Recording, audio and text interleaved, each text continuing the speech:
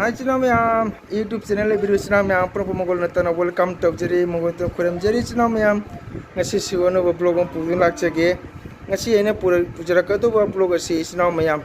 chaliba tha asigi jun chori jun gi tang kuni thoi nomai jing numit aigi class haujabani ko ngasi gi class gi angang singsu laknare aduna aisu ngasi se wadi ware china sabanina kasar korakandida Saradha Machalui, Kogi Puamka Gam Ahaloraba, Korgandi Chaubana, 98 years Sure, Maki Sorama Sakcharubani, Unga Kogi Ming Panjaluja Basantana, Thon Baning a Sija Basantagi, Sawal Panjare, Ado Halaga, class Lojagadagi, Angang Sing Lae, Ado Ngasi classes um Jaminasi, Ado Agi Channel Sibu Yang Biriba, it's now Mayamna, Kai Haitare. Support to view, like, share, subscribe to view. Ko sangke bidalu sibu chakot pangamba pinabiu. Mayamna flow to view, mayamna mating to view. Isnaw mayam ako ginat sangkitan na sidi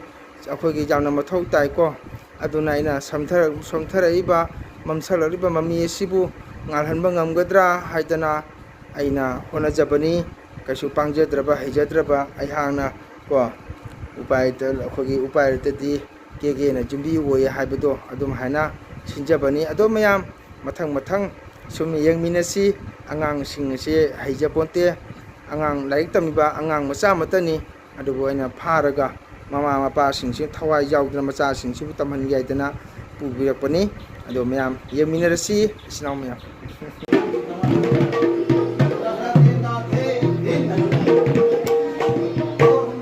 isnaw mayam ngasi Jun tang kuni thoi nomai jing numit ki class ni sinaw mayam lepu min jai tau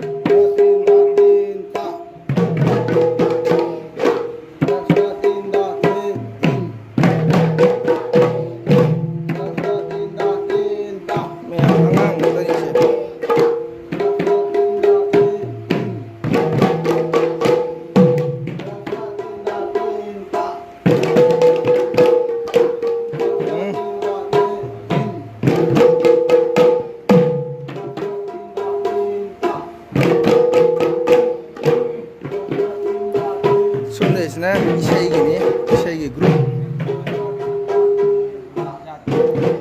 isna isai gini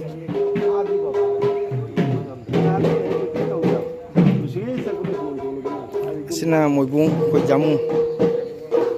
isna koi moibung kongbo ja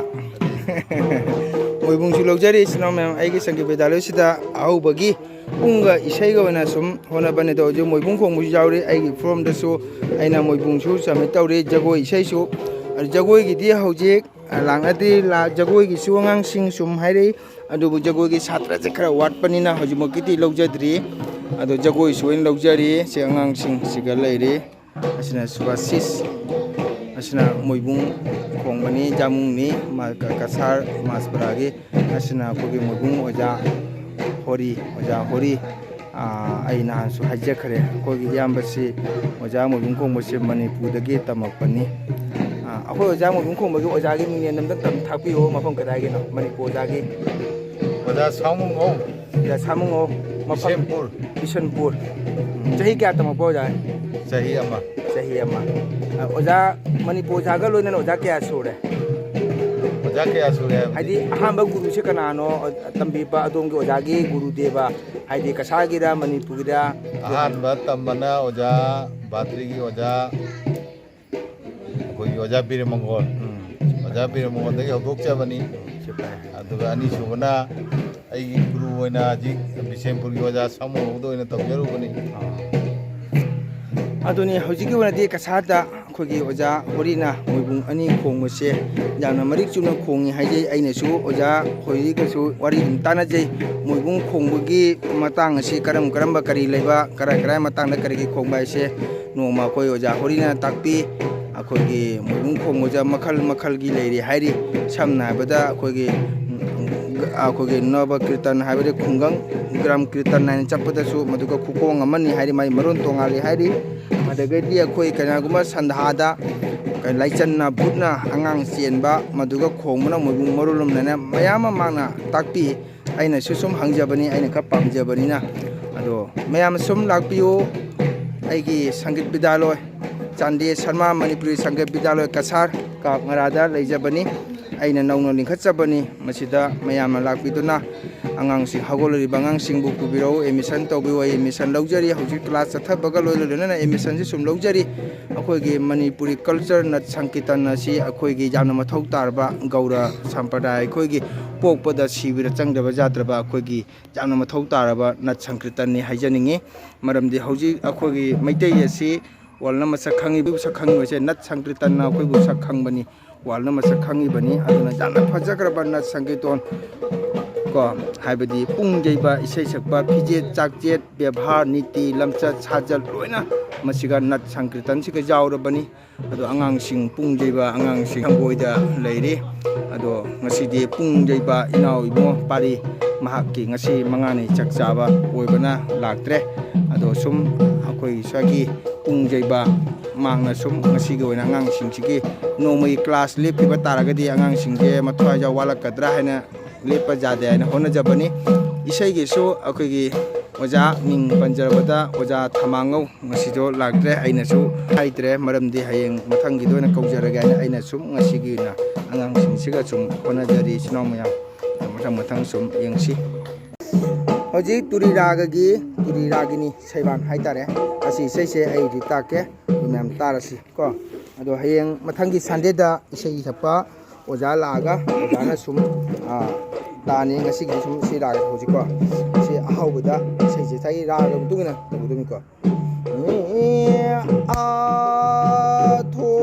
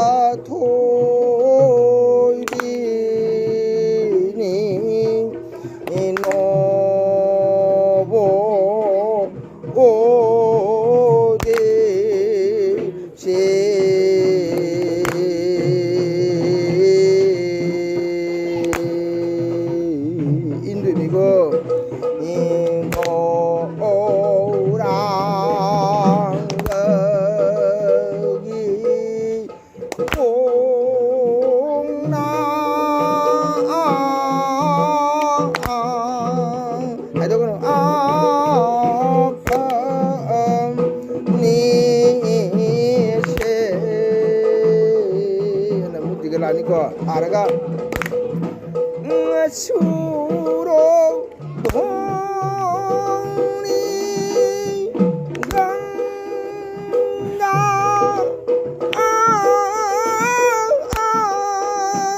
she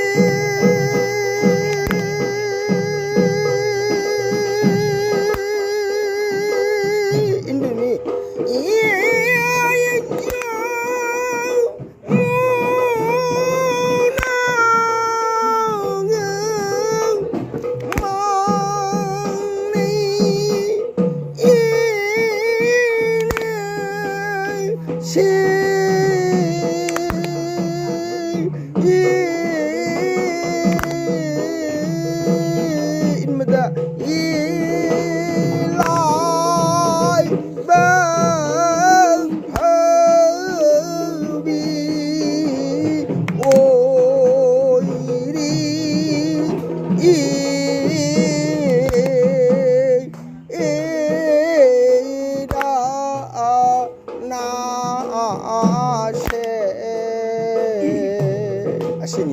siga lore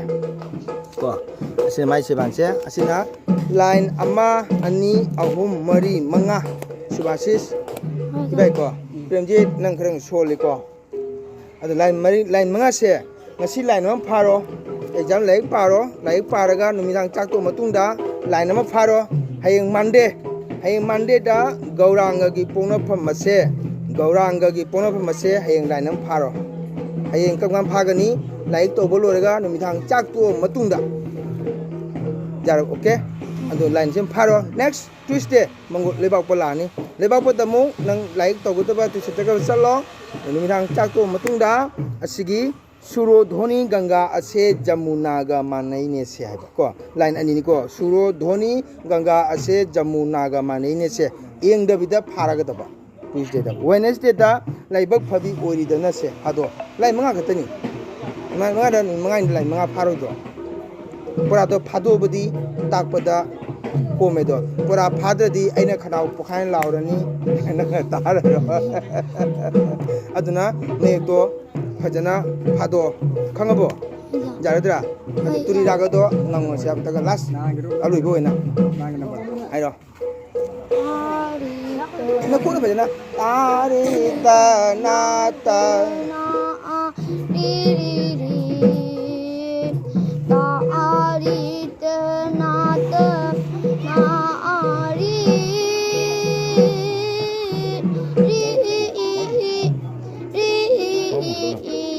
Joy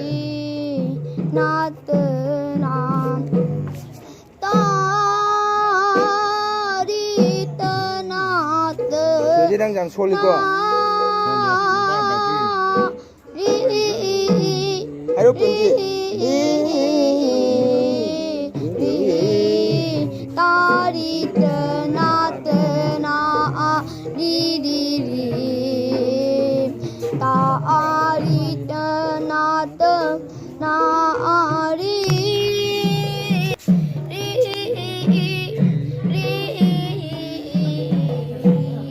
Re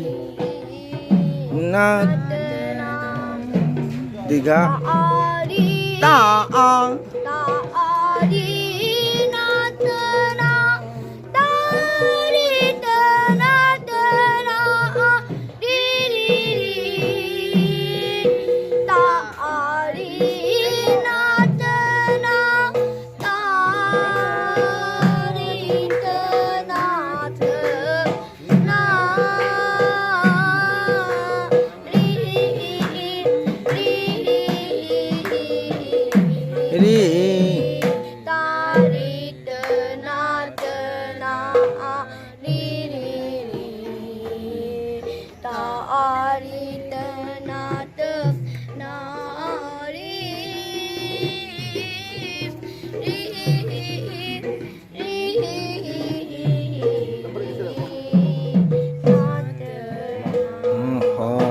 Ado sinau mayam